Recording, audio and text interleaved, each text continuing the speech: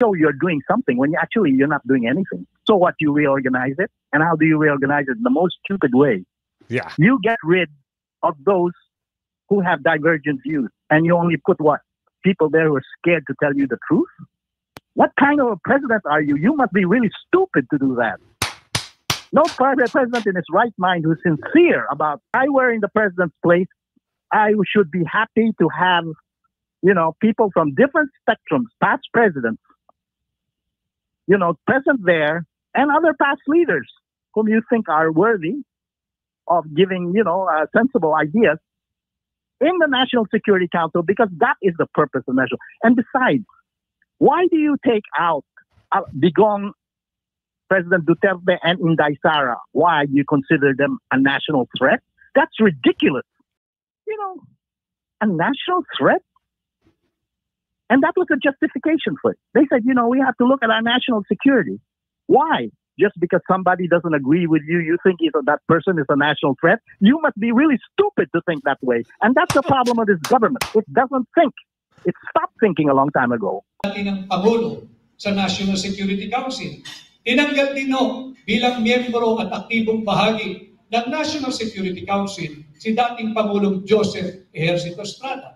Tinanggal din si Pangulong Gloria Macapagal Arroyo. Tinanggal din si Rodrigo Roa Duterte bilang miyembro ng National Security Council. Wala nang transparency. Ang usap-usapan kagabi nung yan ay lumabas istorya, ito ba ay nagbabadyang marsalo? Yes. Magandang hapon muli sa ating mga kasama. Nandito na naman si Kuya Goods nagbabalik. At syempre, kung hindi ka pa nakasubscribe sa ating channel, pasubscribe na lang po at hit mo na rin yung bell para updated ka sa ating mga video. Grabe, Anak ng tipaklong. Oo. Kumakalat ngayon yung hindi pag-imbita. Sabi-sabi ng ating mga kababayan, nagko-comment sila, bakit daw hindi imbitado? Yan ang po hindi natin alam. Baka naman ang presidente ng Amerika ay may matinong pag-iisip, At sabi rito na nag-comment, Kuya Gus, baka hindi talaga nag-iimbita ng mga mga kulang-kulang daw. Ang alin bang kulang-kulang na naman? O kaya merong si Robin Ho, merong balita sa atin. Kaya bago natin simulan nating talakayan at reaksyon, some like, some share. All good sa po tayo dyan, kaya like ang video at share. Ngayon, sino ang nagkalat? Nang alin na naman nagkalat? Ayun ho ang bali-balita. Kaya pag mapanood nyo itong video na to, maiintindihan nyo kung ano yung mga dapat yung malaman. At doon sa dulo ng ating video, si Attorney Vic Rodriguez, may explanation ho. Bakit daw tinanggal si BP Sara sa NSC? Iyan ay magandang abangan sa dulo ng ating video. Bakit? At saka, ang pag-alis ba kay BP Sara ay kawalan o talagang malaking pagkakamali kung sino nakaupo ngayon?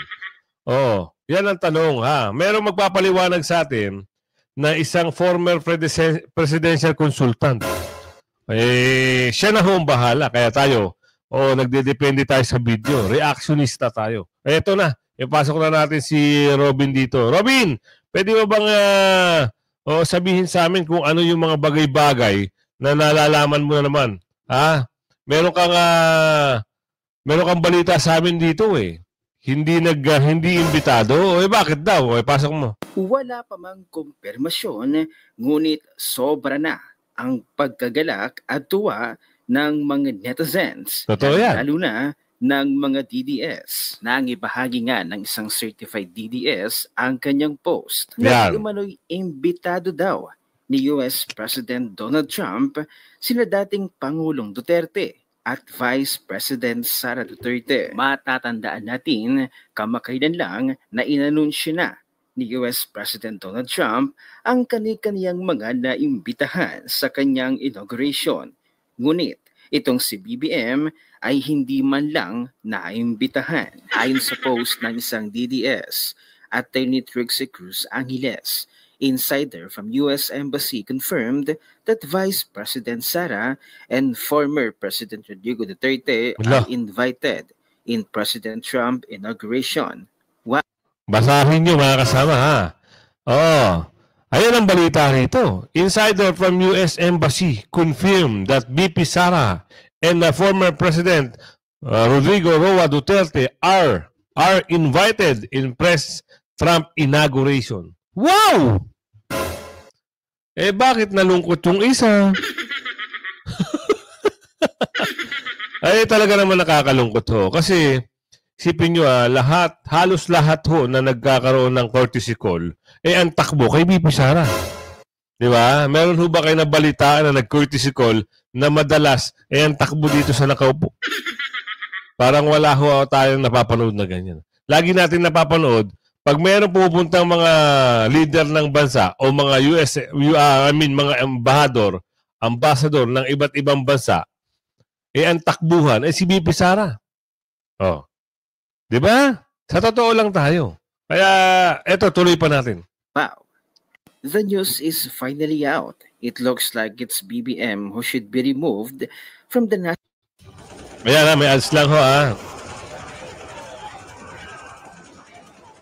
National Security Council. Agad-agad namang nag-react ang mga netizens at ang mga DDS. Bagamat wala pang konfirmasyon at reliable resources kung saan ba talaga galing ang balita na ito, ay dapat daw na huwag tayong basta-basta maniwala. Dahil nga, kapag ito ay fake news, pagtatawanan daw ng mga realista ang mga DDS. Pero syempre, wala mang konfirmasyon, ay agad-agad namang natuwa ang mga netizens at ang DDS.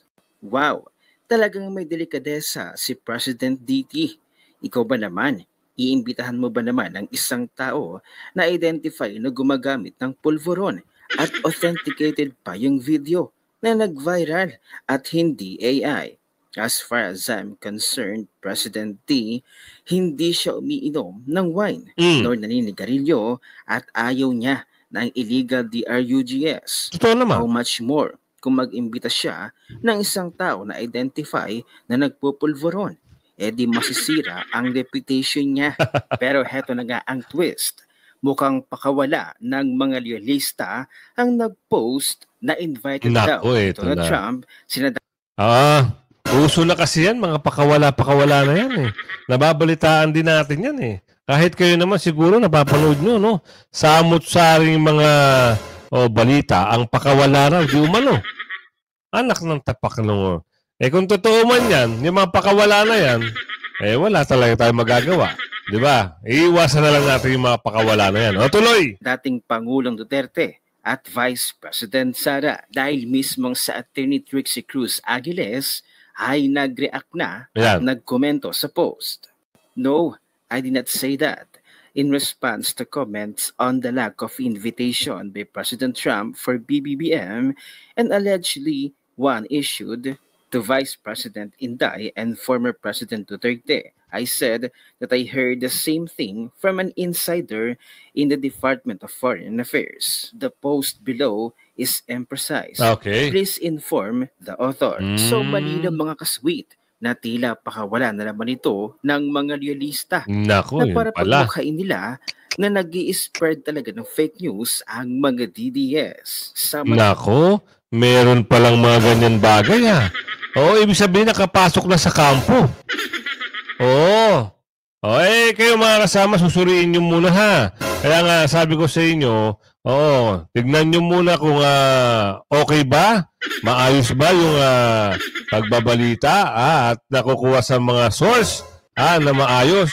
Baka nakapasok nga yung mga kampo na mga Eto, mag-iingat din yung mga iba rito Lalong-lalo na, siyempre, pag nagpakalat sila ng mga fake news, ibang klase ngayon yan.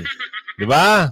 Tuloy. Mantala, nagsalita na ang ibang mga kakamping na ginagawa ngayong Marcos administration na pag-iimbestiga laban sa mga Duterte ay panakipbutas lamang sa pagwawaldas ng pondo ng PhilHealth at ng gobyerno. Mukhang marami na talagang natatauhan sa mga pinagagawa ngayong Marcos administration sa mga Duterte, lalong-lalo na sa pera ng taong bayan. At ito ang full video, panoorin natin. Huwag mo nang likutin, diretsahin na natin. Diretso lang tayo. Ang hearing sa Kongreso is out to demolish the main opponent for 2028. Ayun, yun naman pala. Alam din Alam din ito eh. Oo, ang hearing nga dyan sa Kamara, yun nga. Di ba? Alam niyo naman kung sino ang target. So, para hindi talaga makapwesto at ma-disqualify. Kaso nga lang talagang matalino at magaling at talagang boses ng masa ay ang mga Duterte. Kahit anong paninira nitong mga bakulaw na ito, wala pa rin magagawa, di ba? Wala pa rin saysay. Nagagamit-gamit na nga sila ng pera ng bayan, di umano. Wala pa rin talaga. Wala ipik. Ika nga. Tuloy. Ang araw yun. Kasi there's a big disparity between the OBP confidential funds. That I am tolerating that. Against din ako dyan eh. Pero 90 billion na diversion ng funds, ni isang balahibo, wala man ang tumayo para yun. Tama. So, everyday, tinorture yung OBP confidential funds. Ginang up. Diba? Tama. Pero doon sa 90 billion, wala nakiaram sa lower house. Tama. Narinig nyo? Diba? Pagdating sa OVP, grabe. Talagang ginang up ang OVP. Oo. Diba? Talagang binalibag, pinag-initan, grabing question, grabing pagbusisi. Pero, sa nangyari ngayon, lalo na sa PhilHealth, with security may ads lang Katotoo lang mga kasama. Kung mapapasin nyo, diba? Kung mapapansin nyo, yung mga nangyari nung mga nakaraan pa at nung nakaraang taon pa. Di ba? Isipin nyo. Di ba? Sino ang punterya? Si BP. Sino ang punterya? OBP. Sino ang punterya? Si Tatay Digong. Pero yung mga confidential fund ng mga iba't ibang mga bakulaw at kung sino nakaupo ngayon, hindi nila masilip-silip. Di ba? Kasi ang priority nila, madismantle. Ibig sabihin, hindi makapwesto ang mga Duterte o masira ang karir ng mga Duterte at sirain ang karir ng mga Duterte para sila ang mamayani. Ngayon, ang sabi rito, ipapasok natin, yung pag-alis ba kay BP Sara ay makatarungan? Ito ba ay isang malaking kawalan o isang malaking pagkakamali? Kanino? Eto na. Ang pahayag dito, sila na magbabanggit dito. Pasok mo, kuya. Sa panibagong revamp na naman po, pagbabago sa hanay po ng National Security Council or NSC, kung saan yung Vice Presidente at yung mga dating Pangulo ay hindi na po kabilang dito sa magiging bahagi o bubuo dito sa NSC po na ito. Para sa kaalaman ng lahat, ito pong NSC nabuo during Elpidio Quirino nung siya po'y Pangulo at kasama po yung Vice Presidente doon sa pinaka-original Executive Order number 330. At kung di ako nagkakamali, sa panahon ni dating Pangulong FVR Ramos ay naisali dito yung mga dating mga presidente. Pero sa ngayon po na administrasyon, wala na po sa hanay ang Vice Presidente at yung mga dating Pangulo. You know, Almar, the idea of the National Security Council is to have your top officials there who will give you divergent views because nobody has a monopoly on wisdom. We have so many problems, and so, everybody should be able to give their views, no matter whether, they came from different political parties. And I think it's a very big mistake for Bongbong and take out, Inday Sara and Digong just because it's for political reasons. So what will he end up having? He's going to end up having only people in his government who are all afraid to talk and speak out. And that's what he wants because, that's how you silence and you're able to rule this country when nobody talks against you. And I think that's a very big mistake he's making. Because if I were in the president's place, I should be happy to have people from different spectrums, past presidents, present there, and other past leaders whom you think are worthy of giving, sensible ideas in the National Security Council, because that is the purpose of national. And besides, why do you take out Digong President Duterte and Inday Sara, why you consider them a national threat? That's ridiculous. Everybody will... Diba? Kaya nga nagsalita ito si Sir si Jose Alejandrino, former presidential consultant, bakit ba tinanggal mo? Si Presidente Digong at si Vice Presidente Sara Duterte. Bakit? Kinukonsider mo ba na sila ay threat? Baka nga, Kasi ang feeling niya, siguro di umano, at nababalitaan niya, sa lakas ng pangalan ng mga Duterte, banta ito sa kanila. Kaya nga siguro. Tuloy natin ito. Laugh at that. You know, a national threat? And that was a justification for it. They said, we have to look at our national security. Why? Just because somebody doesn't agree with you, you think that person is a national threat? You must be really stupid to think that way. And that's the problem of this government. It doesn't think. It stopped thinking a long time ago. Opo, and para sa kalaman ng lahat, gaano po kahalaga itong NSC, yung pag-convene po nito every time na kailangan o regular na pag-convene ito? Kasi balita po natin parang hindi pa yata nag-convene ito ng buo talaga kasama mismo rin nanguna ang Pangulo. Kung meron po ba kayong mga narinig? Kasi sa panig po ni Vice President Inday Sara, bago siya tinanggal dito, kabilang ito sa binigyan niya ng emphasis na never siya na naka-attend ng pagpupulong dyan sa NSC. Kinisyon pa nga niya ito during sa assessment sa kanya na walang security threat sa kanya, kaya nga humihingi siya ng minutes, sino yung mga pumirma doon sa minutes, bakit nakapagpalabas ng pahayag ang NSC na ni minsan ay hindi pa siya nakadalo sa anumang meeting simula nang umupo siya bilang pangalawang Pangulo. All this is window dressing, okay? It's just for propaganda. Oh. I mean, for them to show that they're doing something. Because the truth of the matter is that they do not want to hear divergent views, which is the idea of having a National Security Council, to talk about the issues really concerning the nation. That is the idea of a National Security Council. Because these issues that we have, sooner or later, will pose a problem of national security. Yan. Okay? So what do? You just want to show you're doing something when you're not doing anything. So what, you reorganize it? And how do you reorganize it? The most stupid way. Yeah. You get rid of those who have divergent views. And you only put what? People there who are scared to tell you the truth? What kind of a president are you? You must be really stupid to do that. No president in his right mind who's sincere about solving. May ads lang mga kasama nagigets ko yung punto rito. Ibang klase ho talaga naman kasi.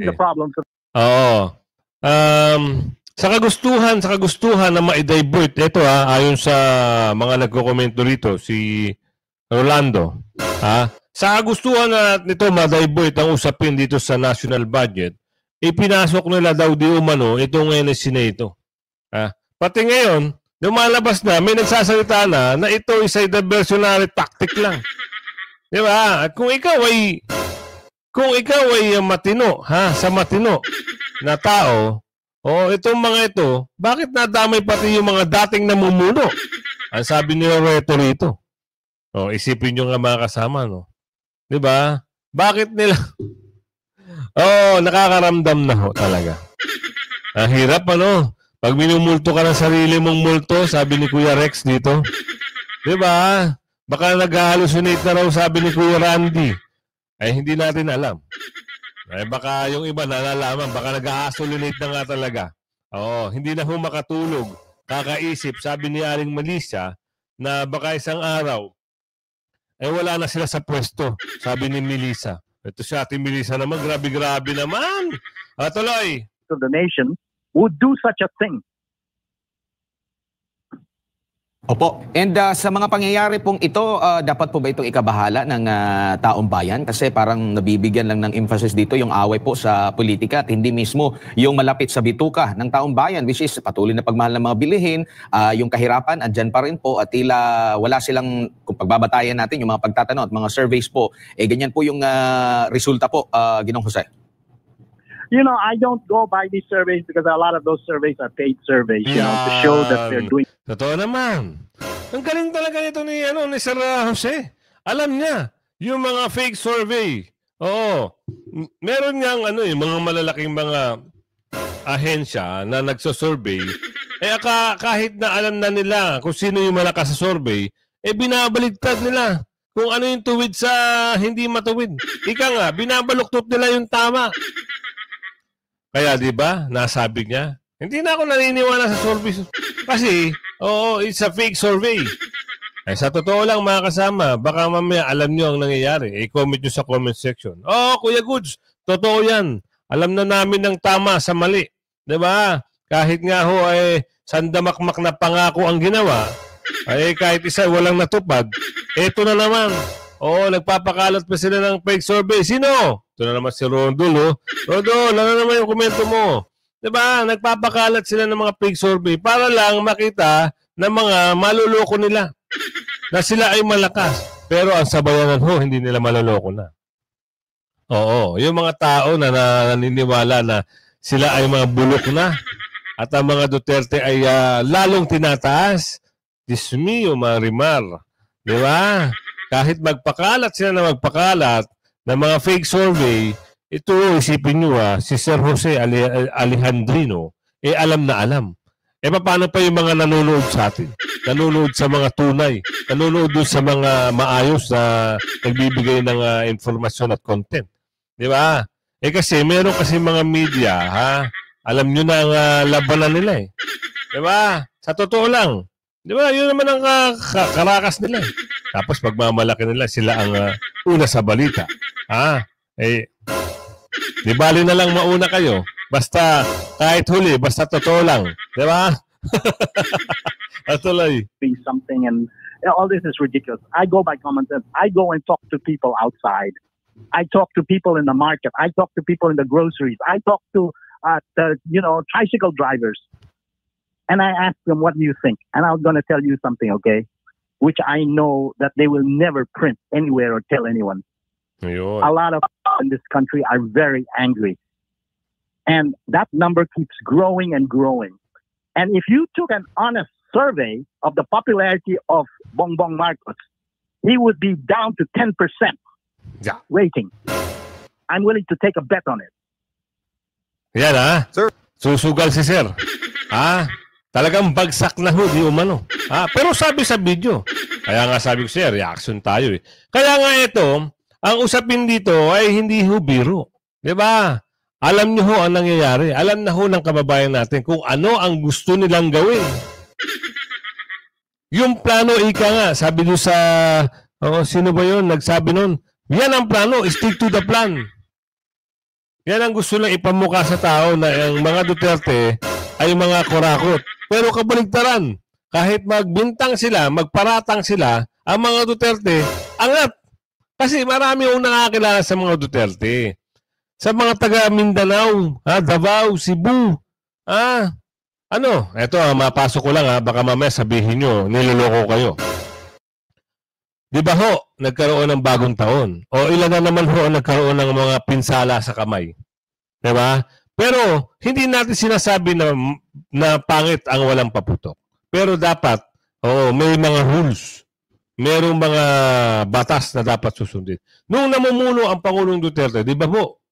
Walang paputok. Zero. Wala hong masyadong naputukan. Walang naputulan ng kamay. Hindi natin sinasabing bawal ang magpaputok. Pero dapat may mga batas. Di ba? Maraming magagalit niyan kasi sabi yung Kuya Goods, KJ ka wala na ito magagawa doon. Basta sinabi ko lang ho, may rules. Di ba? At saka maganda ho nung Pangulong, yung rules ni Pangulong Duterte. Di ba? Walang masyadong naputukan. Ikaw ba, makita mo yung anak mo, putulang kamay, putulang paa, bulag dahil sa paputok. Magagalit ka. Pero hindi ko sinabi na masama ang magpaputok. Di ba? Kung may rules. Di ba? Kung merong tamang lugar, ayos yun. Walang problema dun. Tuloy pa natin. Sir, huling topic na lamang po. Ngayon pong si MJ po ulit ito. Sir, malapit ng inauguration ni US President Donald Trump ulit as the US President. Meron ba kayong nakikitang maaring pagbabago sa political landscape, sa geopolitics natin, ng mga bagay-bagay? There's going to be a lot. There's going to be a lot of changes. Okay, I myself have made suggestions to President Trump. I mean, I send him a lot of suggestions and even recommendations, and he has adopted quite a number of them. Okay, So because he knows I'm not a politician and he's not a politician, he prefers to hear from people who are not politicians. So I tell him exactly what I think. And he listens.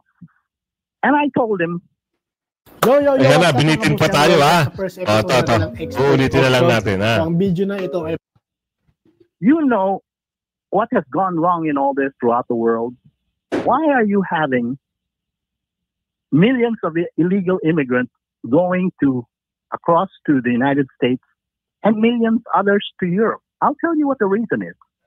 Because they have no opportunities in their country, and so they are obliged to move to another country, and they look to the United States and to Europe. And you know why I said there is no development in their country? Because there is corruption. These are corrupt regimes. Nadali mo, sir. Nadali mo. Kaya ho ang ating mga kababayan nakikipagsapalaran na mag-move sa US, Europe o saan man bansa na maganda dahil hindi sila nakakita ng magandang kinabukasan sa Pilipinas.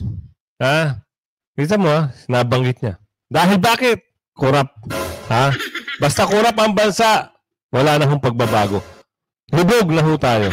Yan ang katunayan. Kaya dito, meron naman babanggitin dito. Tapusin na natin to. I said the same thing is happening in the Philippines. We have 350,000 undocumented Filipinos in the United States. Why? Because those poor souls saw no opportunity here in the Philippines. And so they went to the United States. Tama. That is the source of illegal immigration in the United States and in Europe. And it's the source of immigration from our country to other countries because this country has done nothing. These governments have done nothing for the people because of a lot of corruption. And I told Donald Trump, I told him, Don, I said, you know, if you don't take a stand on corruption in developing countries, you will continue to have these problems of illegal immigrants. Because the solution is to stop illegal immigration is you make sure that there are no corruptions in their countries of origin so that they develop, they have jobs there, they have opportunities. I said, this is common sense. And, you know, he agreed with me. And you'll see what's going to happen. I told him, you know, you can stop it because you can do it through executive order. You can impose sanctions on corrupt countries. You can ban the corrupt officials from those countries from entering the United States. You can even seize their assets. Biden did it to the Russian oligarchs. Okay, and then I said, just seize their assets and return them to the country once they have an honest government. Return their assets, seize them. Ayan, narinig nyo ha. Pero nakakabilib yung mga pahayag ni Sir Jose Alejandrino rito ha. Alam niya. Kasi nga, bakit? Sino ba ito? Siya lang naman ay isang former presidential consultant.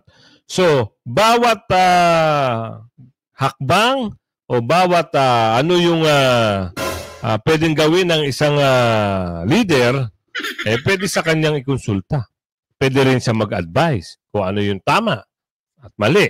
Kung ano yung nararapat sa di nararapat. Kaya nga nabanggit niya dito, ang NSC, malaking pagkakamali na pagtanggal sa mga ex-president o sa mga namuno.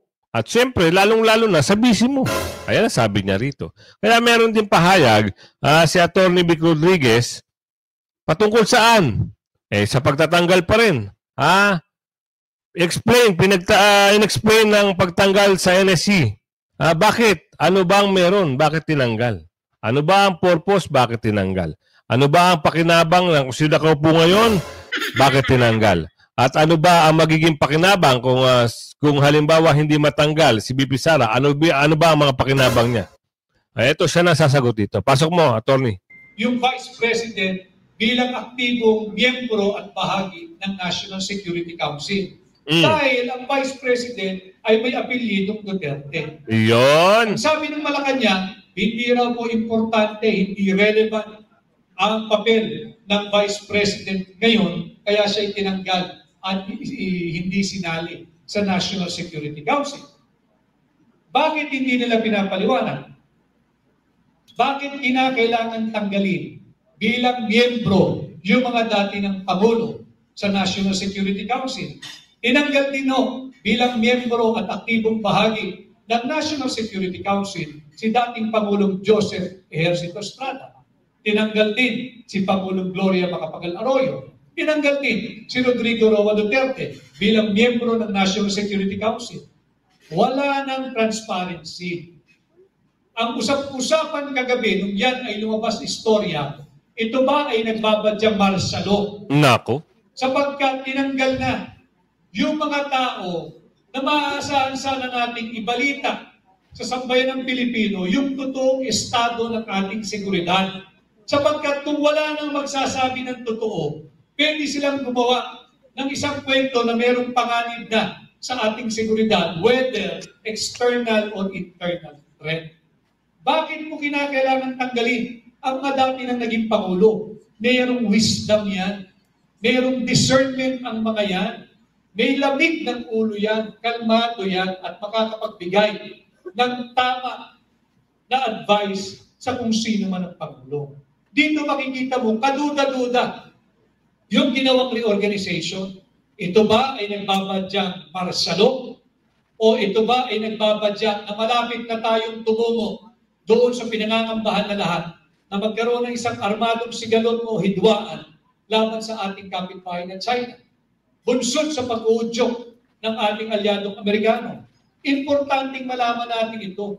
Dahil pag nagkaroon, whether ng martial law o ng gera laban sa China, apektado ang buhay ng bawat isang Pilipino.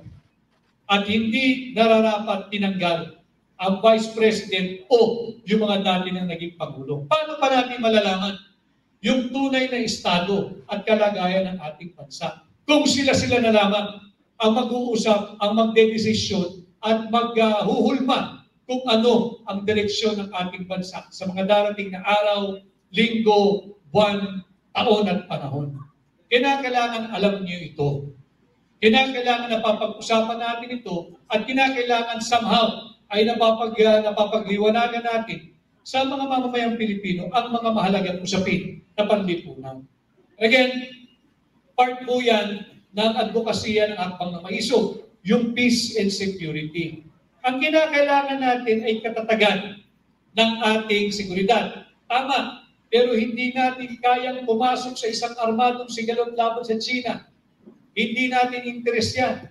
Hindi mo nga mapakain ang iyong nagugutom na populasyon, papasok ka pa sa isang armadong hidwaan o digmaan laban sa China. Totoo yan. Wala nga tayong tugon at hindi matugunan yung issue ng food security. Papasok ka pa sa napipintong armadong hidwaan laban sa China? Papayag ba kayo niyan?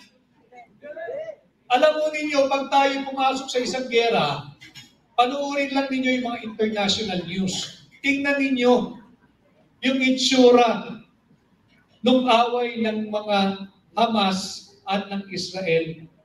Tingnan ninyo yung itsura, iba-ibang gusali. Natigil ang eskwela, walang nag-aaral, yung mga kabataan, kawawa, walang matirahan, pati ospital, iba. Hindi ito kinakailangan natin.